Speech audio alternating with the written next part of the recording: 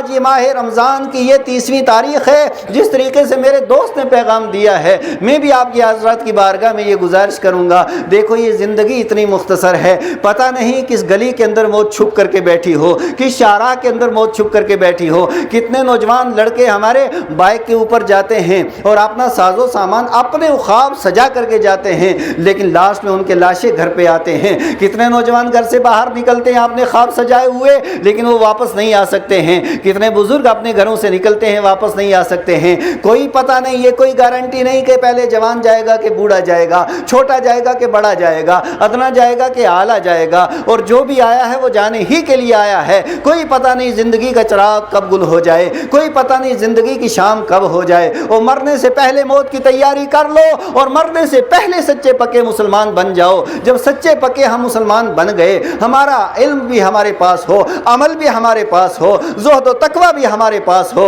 اور ایمان کی حفاظت بھی ہم کرتے رہیں، تو پھر جب اگر کبھی بھی دنیا سے چلے گئے تو پھر عالم یہ ہوگا عرش پہ دھومیں مچیں، وہ مومن صالح ملا فرش سے ماتم اٹھے کہ طیب و طاہر گیا۔ لہٰذا آج توبہ ہمیں کر لینی ہے، کیونکہ اب ماہ رمضان کے یہ چند لمحات باقی رہ گئے ہیں، کچھ گھنٹے باقی رہ گئے اس مقدس مہینے کے۔ آئیے ہم آج سچے دل سے توبہ کرتے ہیں اور یہ عہد کرتے ہیں، مولا کریم ہماری نمازوں کے اندر بھی کوئی یقیناً سستی رہی ہوگی، آج کے بعد ہم اپنی نمازیں قضا نہیں کریں گے۔ زکوٰۃ دینے کے اندر بھی ہماری کافی کاہلی سستی رہی ہے، ہم حساب کتاب کر کے زکوٰۃ دیں گے، اور مسجدیں آباد کرنے کے تعلق سے بڑی سستیاں ہم نے کر لی ہیں۔ اب اپنی مسجدیں ہم سجدوں سے آباد کریں گے اور اپنے بچوں کو دینی تعلیم دیں گے۔ یہ بات آپ یاد رکھیں کہ ہمارے بچے دینی تعلیم کے ذریعے راہ راست پہ آ سکتے ہیں، دینی تعلیم ہی کے ذریعے کامیاب ہو سکتے ہیں، دینی تعلیم ہی کے ذریعے فائز المرام ہو سکتے ہیں، دینی تعلیم ہی کے ذریعے ماں باپ کے فرما بردار ہو سکتے ہیں، دینی تعلیم کے ذریعے ڈرگ سے بچ سکتے ہیں، دینی تعلیم کے ذریعے منشیات سے بچ سکتے ہیں، دینی تعلیم کے ذریعے برائیوں سے بچ سکتے ہیں، دینی تعلیم کے ذریعے سیدھے راستے پہ آ سکتے ہیں۔ اس لیے خدا را اپنے بچوں کو مسجد کا دروازہ دکھاؤ، مدرسے کا دروازہ دکھاؤ، مکتب کا دروازہ دکھاؤ، اسی میں مسلمانوں کی کامیابی ہے۔ ذالک فضل اللہ یؤتیہ من یشاء، یہ اللہ کا فضل ہے اور اللہ تعالیٰ جسے چاہتا ہے اپنا فضل عطا فرماتا ہے۔ میں جب سے روزے رکھ رہا ہوں، میں یقینی بات آپ حضرات سے یہ شیئر کرتا ہوں کہ الحمدللہ اس سال کا جو ماہ رمضان ہے، اس نے روزے داروں کو زیادہ تنگ نہیں کیا ہے۔ پتہ ہی نہیں کب روزہ شروع ہوا اور کب ختم ہوا، اور کب یہ مہینہ شروع ہوا اور کب آج ہم سے الوداع ہو رہا ہے۔ اب دوسری بات یہ ہے کہ دیکھیے آپ ذرا کہ بالکل موسم جیسا بھی تھا، لگ بھگ 6 مہینے ہوئے، یعنی جس وقت برف ہوئی تھی اس میں بھی زیادہ بارش نہیں ہوئی تھی، اور بارش کی سخت ضرورت تھی، ہر طرف دعائیں ہو رہی تھیں، لیکن اس مقدس مہینے کے صدقے و طفیل لوگوں کی جتنی ضرورت تھی، اللہ تبارک و تعالیٰ نے اس ضرورت کو پورا کیا، اور اللہ تبارک و تعالیٰ نے سارے ہمارے اس علاقے کو جل تھل کر لیا۔ اس پہ بھی ہم اللہ تبارک و تعالیٰ کا شکر ادا کرتے ہیں۔ حضرات گرامی وقار، اور پھر آپ دیکھیے کیونکہ اللہ تبارک و تعالیٰ نے اس مقدس مہینے کے اندر ہمیں 5 جمعے عطا فرمائے، یعنی ہمارے دوسرے ماہ رمضان کو بھی جمعہ تھا، آج 30 ماہ رمضان ہے، آج بھی جمعہ ہے، اور یہ سعادتیں بھی زندگی میں کبھی کبھی ملتی ہیں۔ اور پھر آپ کرم بالائے کرم دیکھیں آپ کہ ہم گزشتہ جمعہ کو اسی عیدگاہ کے اندر حاضر تھے، اور ہم نے یہ عرض کیا تھا کہ آئندہ جمعہ کو اگر اللہ تبارک و تعالیٰ نے وہ جمعہ ہمیں عطا کیا تو ہم اسی مرکزی عیدگاہ کے اندر یہ نماز جمعہ ادا کریں گے۔ موسم کس قدر خراب تھا وہ آپ جانتے ہیں، آج صبح بھی بارش ہو رہی تھی، پوری رات بارش ہوتی رہی، اور ہماری مرکزی عیدگاہ کی تعمیر کا کام بھی جاری ہے، اور بالکل مٹی کے اوپر آپ حضرات بیٹھے ہوئے ہیں۔ اس کے باوجود اللہ تبارک و تعالیٰ نے اس مرکز کے اندر ہمیں اکٹھے ہو کر کے نماز جمعہ ادا کرنے کی سعادت عطا فرمائی، اس پہ بھی ہم اللہ کا شکر ادا کرتے ہیں۔ میں کہتا ہوں کہ اللہ تبارک و تعالیٰ کی عنایتیں اور اس کی کرم نوازیاں دیکھیے کہ اس پاک پروردگار عالم نے کتنا کرم فرمایا ہے امت مسلمہ کے اوپر۔ حضرات گرامی وقار، میں یہ بھی عرض کرتا چلوں، بس صرف ایک حدیث پاک آپ حضرات کے سامنے رکھوں گا، جس کے راوی حضرت عبداللہ ابن عباس رضی اللہ تعالیٰ عنہ ہیں، اور صحیح ابن حبان کے اندر اور بہقی شریف کے اندر یہ حدیث موجود ہے۔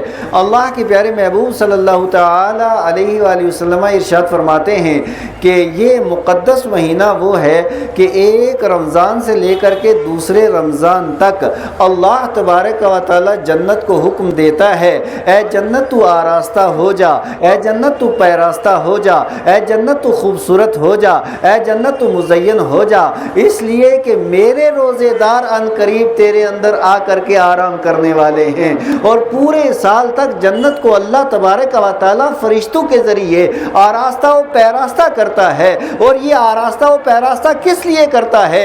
کہ مصطفیٰ کریم علیہ الصلوۃ والسلام کے امتی آئیں گے اور آ کر کے اس جنت کے اندر آرام کریں گے۔ حضرات گرامی وقار، اللہ کے پیارے محبوب صلی اللہ علیہ وسلم ارشاد فرماتے ہیں اذا دخل رمضان، جب ماہ رمضان کے مقدس مہینہ رمضان المبارک کا یہ مقدس مہینہ جو ہی آتا ہے تو نظر اللہ الی عبادہ، اللہ تبارک و تعالیٰ اپنے بندوں پہ نظر کرم فرماتا ہے۔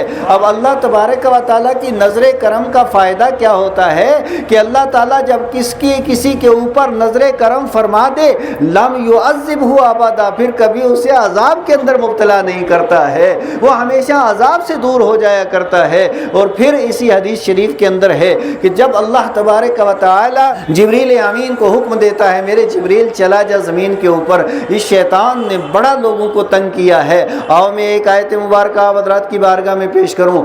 اللہ تعالیٰ قرآن حکیم میں ارشاد فرماتا ہے واللہ لطیف بعبادہ، کہ اللہ تعالیٰ اپنے بندوں پہ بڑا مہربان ہے۔ اس کی مہربانی تو دیکھیے، رات کا جب پچھلا پہر ہوتا ہے ساری دنیا سوتی ہے، اللہ تعالیٰ آسمان دنیا پہ نزول اجلال فرماتا ہے اور اس کی طرف سے یہ ندا دی جاتی ہے کہ ہے کوئی مغفرت طلب کرنے والا میں اس کی مغفرت و بخشش کر دوں، ہے کوئی رزق طلب کرنے والا میں اسے روزی دے دوں، ہے کوئی میری بارگاہ میں آنے والا میں اسے اپنے قرب عطا فرما دوں۔ لیکن یاد رکھیے وہ مقدس وقت ہم تو گنوا دیتے ہیں۔ پھر اللہ تبارک و تعالی شعبان کی 15ویں دیتا ہے، اس رات میں مسلمان اور بہت سے لوگوں کی اقتداء اور اتباع کرتے ہوئے مسلمان وہ مقدس لمحہ بھی حاصل نہیں کر سکتے۔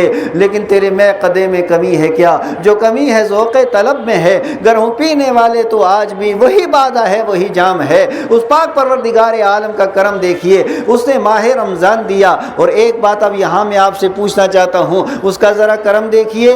اللہ تبارک و تعالیٰ اپنے بندوں پہ مہربان ہے، یہ اس کی مہربانی ہے کہ وہ بارش دیتا ہے، یہ اس کی مہربانی ہے کہ چاند چاندنی دیتا ہے، یہ اس کی مہربانی ہے کہ سورج نکلتا ہے اور ڈوبتا ہے اور ساری دنیا کے اندر وہ روشنی پھیلاتا ہے، یہ اس کی مہربانی ہے کہ وہ ہمیں روزی دیتا ہے، یہ اس کی مہربانی ہے کہ ہوا اس نے اتنی عام رکھی ہے، یہ اس کی مہربانی ہے کہ پانی اس نے فراوانی کے ساتھ رکھا ہے، یہ اس کی مہربانی ہے کہ اللہ تبارک و تعالی ہمارے اوپر ایسے حالات اور ایسے ماحول اس نے پیدا کیا کہ ہم زندگی کے ایام گزار رہے ہیں۔ عزت دینے والا وہ، عظمت دینے والا وہ، شان دینے والا وہ، رفت دینے والا وہ، اور ہمیں زندگی کے ہر سانس کے اندر ہمارے اوپر کرم فرمانے والا وہ ہے۔ اس پاک پروردگار عالم وہ تو مہربان ہے ہی ہے، رحمان وہ ہے، رحیم وہ ہے، رؤوف وہ ہے، کریم وہ ہے۔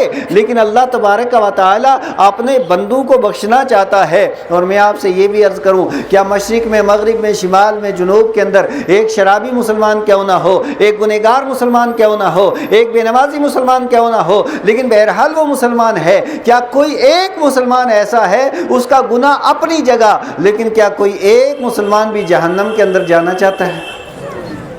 کوئی گنہگار سے گنہگار ہو وہ بھی یہی کہے گا خدائے قدوس کی رحمت سے مجھ سے امید ہے اللہ مجھے بخش دے گا۔ اب ہاں وہ پاک پروردگار عالم ہے، اب خاتمہ بالخیر، خاتمہ ایمان پہ اوپر اگر ہو گیا، اگرچہ گنہگار ہے جہنم میں ڈال بھی دیا جائے تب بھی اللہ تعالیٰ نکال کر کے آخرکار اسے جنت عطا فرمائے گا۔ میں اتنی بات عرض کر رہا ہوں کہ اللہ تعالیٰ تو مہربان ہے، اور بندہ جو بھی ہے وہ اللہ تعالیٰ سے اپنے آپ کو بخشوانا چاہتا ہے، لیکن رحمان اور مسلمان کے درمیان شیطان آ جاتا ہے۔ یہ شیطان ایسی ایک خبیث چیز ہے جس کے بارے قرآن کہتا ہے ان الشیطان للانسان عدو مبین، جس کے بارے قرآن کہتا ہے انہ لکم عدو مبین، کہ یہ شیطان تمہارا کھلا دشمن ہے۔ اور شیطان نے ایک چیلنج بھی کیا تھا کہ میں بالکل صراط مستقیم کے اوپر بیٹھ کر کے لوگوں کو میں گمراہ کروں گا، یعنی رحمان اور مسلمان کے درمیان شیطان حائل ہو جاتا ہے۔ یہ مسلمان نیکی کرنا کرنا چاہتا ہے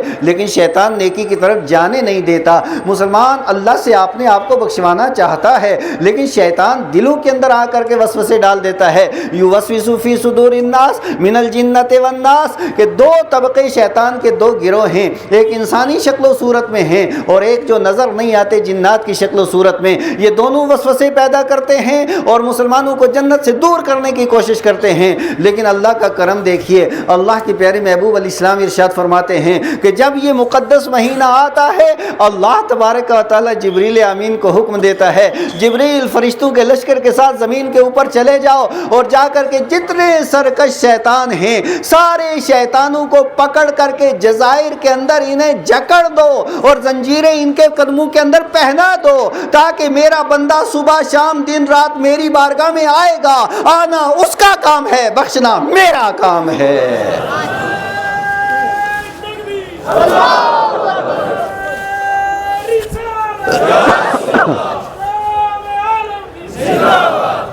حضرات گرامی وقار، بخشنا اس کا کام ہے۔ مطلب کیا ہوا؟ اللہ کے پیارے محبوب فرماتے ہیں جو روزہ رکھے گا وہ بخشا جائے گا، اس کے گناہ معاف ہو جائیں گے۔ جو نماز تراویح پڑھا جائے گا بخشا جائے گا، اس کے گناہ معاف ہو جائیں گے۔ اور جو صدقہ فطر ادا کرے گا اس کے گناہ معاف ہو جائیں گے۔ جو اس مہینے کے اندر ایک فرض ادا کرے گا 70 کا ثواب اللہ تعالیٰ عطا فرمائے گا۔ جو زکوٰۃ ادا کرے گا اللہ تبارک و تعالیٰ 70 زکاتوں کا اسے ثواب عطا فرمائے گا۔ 1 روپیہ اللہ کی بارگاہ میں خرچ کرے گا 700 کا اللہ تعالیٰ ثواب عطا فرمائے گا۔ یہ اجر اتنا زیادہ کیوں بڑھا دیا جاتا ہے؟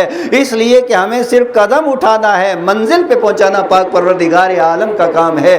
اس لیے میرے پیارے اسلامی بھائیوں، بڑی سستی ہو گئی، بہت زمانہ ہو گیا ہمیں سوئے ہوئے، بہت زمانہ ہو گیا غفلت کے اندر، بہت زمانہ ہو گیا ہم خدائے قدوس کی بارگاہ میں نہ جا سکے، پاک پروردگار عالم کو منا نہ سکے۔ حضرات گرامی وقار، ہمیں اور تھوڑی دیر آپ حضرات کو مصروف رکھتا لیکن اچانک کہیں بارش نہ آ جائے، اس لیے اللہ تبارک و تعالیٰ نے جو ہمارے اوپر کرم فرمایا ہے، باقی انشاءاللہ تعالیٰ کل بالکل اللہ نے چاہا موسم بالکل صاف ہوگا انشاءاللہ تعالیٰ۔ سارے علاقوں سے آپ بالکل تکبیر پڑھتے ہوئے ٹھیک 10 بجے آپ مرکزی عیدگاہ کے اندر یہاں پہنچیں۔ اللہ نے چاہا، اللہ ہماری آپ کی زندگی رکھے، کل 10 بجے انشاءاللہ تعالیٰ ملاقات ہوگی۔ وآخر دعوانا ان الحمدللہ رب العالمین۔